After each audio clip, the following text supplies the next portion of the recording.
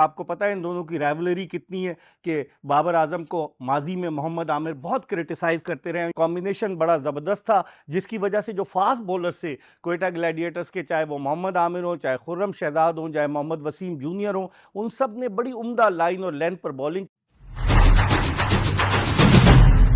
बिस्मिल्लाहिर्रहमानिर्रहीम, अस्सलाम वालेकुम। अपने यूट्यूब चैनल MIB स्पोर्ट्स पर मैं हूं मिर्ज़ा इकबाल बेग।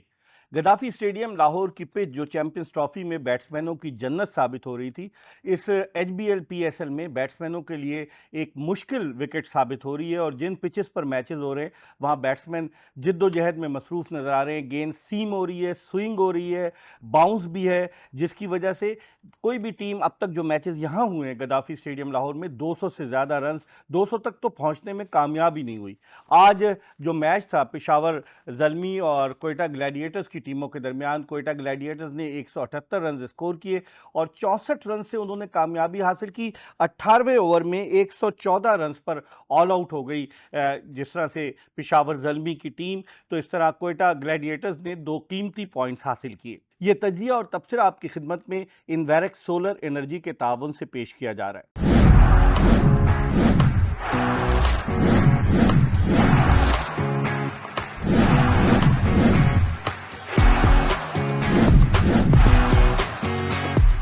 आज जिस तरह से टॉस जीतकर पहले बैटिंग करने की दावत दी कोयटा ग्लैडिएटर्स की टीम को, तो कोयटा ग्लैडिएटर्स की टीम में ने जो रन्स तो बनाए 178, लेकिन सबका छोटा छोटा कंट्रीब्यूशन रहा कि जिसमें उनके कप्तान सऊद शकील ने भी 30 रन स्कोर किए, मार्क चैपमैन ने भी उम्दा बैटिंग का मुजाहरा किया और दीगर बैट्समैनों ने 30-30 रन बनाए। लेकिन असल बात यह है कि जो पिच थी, और फिर उसका क्रेडिट जाएगा पेशावर ज़ल्मी के फील्डर्स को, जिनको ऐसा लग रहा था कि कैच करना ही नहीं आता। और जिस तरह से कैचेस ड्रॉप हुए और फिर उसके बाद जिस तरह की मिस फील्ड हुई, कम से कम 3 चौके तो कप्तान बाबर आजम से छूटे।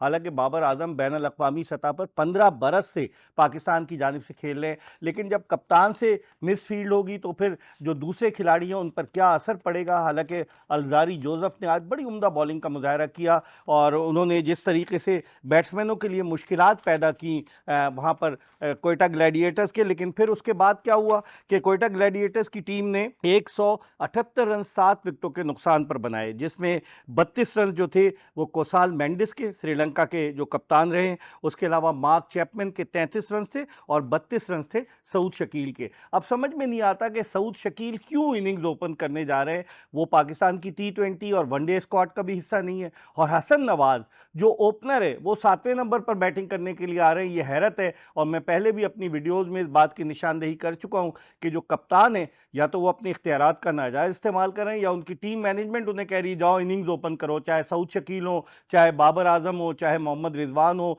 फिर शादाब खान भी मिडिल ऑर्डर में आ रहे हैं। तो हैरत की बात है कि ये कैसे इस तरीके से ये लोग खेल रहे हैं। और जो विकटें ली उनकी जानिब से 3 खिलाड़ियों को अलजारी जोसेफ ने आउट किया और क्या उन्होंने बॉलिंग की, ज़बरदस्त किस्म की। एक तो पिच भी उनके मतलब की थी, दूसरे उन्होंने गेंद भी बड़ी ज़बरदस्त की और उनके अलावा 2 विकटें हासिल करने में कामयाब हुए। साइम अयूब जिनका असल काम बैटिंग करना है, लेकिन साइम अयूब ने बॉलिंग में आज अच्छी कारकर्दगी पेश की। इस पूरी PSL में साइम अयूब सिर्फ 1 मिस सेंचुरी बना चुके हैं और बाकी मैचेस में उनकी इतनी अच्छी कारकर्दगी नहीं रही। बाद लोग ये कहते हैं क्योंकि वो जनवरी में अनफिट हुए थे तो फिटनेस रीगेन करने में खासा वक्त लगा शायद, जिसकी वजह से वो अब तक अपनी बैटिंग की उस फॉर्म में नजर नहीं आ रहे जिस फॉर्म का मुजाहरा उन्होंने ऑस्ट्रेलिया और साउथ अफ्रीका में किया था। और फिर उसके बाद जब बैटिंग का आगाज हुआ और बैटिंग भी कुछ इस तरह से हुई कि आपको क्या बताएं कि पेशावर ज़ल्मी की टीम, बाबर आजम उनके कप्तान, और बाबर आजम को आज मोहम्मद आमिर ने सेट करके कि पहले बाउंसर की, आउटसाइड द ऑफ स्टंप गेंद की, विकेटों में गेंद की और फिर उसके बाद एक गेंद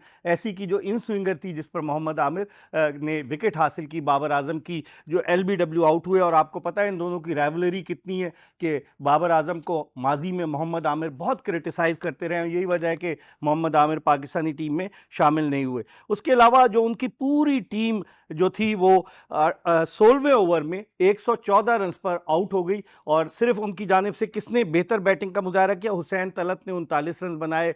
साइम अयूब जो थे वो 5 रन बनाकर आउट हुए, एक चौका लगाकर। और फिर बाबर आजम का मैंने आपको बताया कि बाबर आजम ने 12 रन बनाए, 7 गेंदों का सामना किया, एक चौका एक छक्का लगाया। लग रहा था कि वो शायद कोई लंबी इनिंग्स खेलेंगे, लेकिन कमाल की इन स्विंगर की मोहम्मद आमिर ने, जिस पर बाबर आजम आउट हुए। उसके अलावा विकेटों की तो झड़ी लग गई। जो बॉलिंग की आज राना फहीम अशरफ कि जो बैटिंग के लिए बैटिंग कर रहे हैं और अब तक इस टूर्नामेंट में उन्होंने किसी भी मैच में पूरे के पूरे ओवर्स नहीं किए, लेकिन आज फहीम अशरफ छाए हुए थे और उन्होंने 5 खिलाड़ियों को आउट किया और फहीम अशरफ ने 33 रन दिए और 5 विकेटें हासिल की। उनके अलावा 2 विकेटें हासिल करने में कामयाब हुए खुर्रम शहजाद। तो बड़ा अच्छा कॉम्बिनेशन था।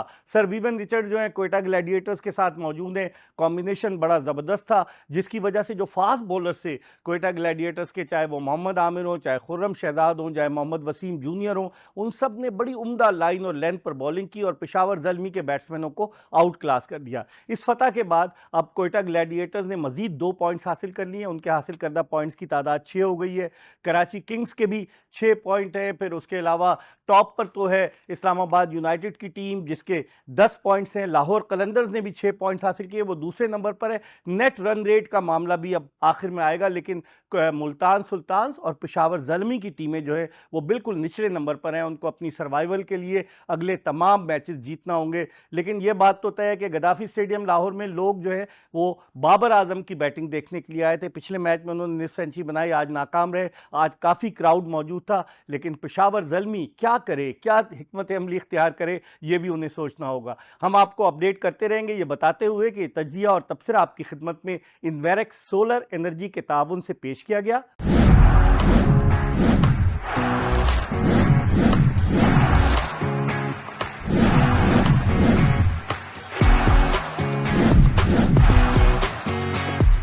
देखते रहिए MIB स्पोर्ट्स।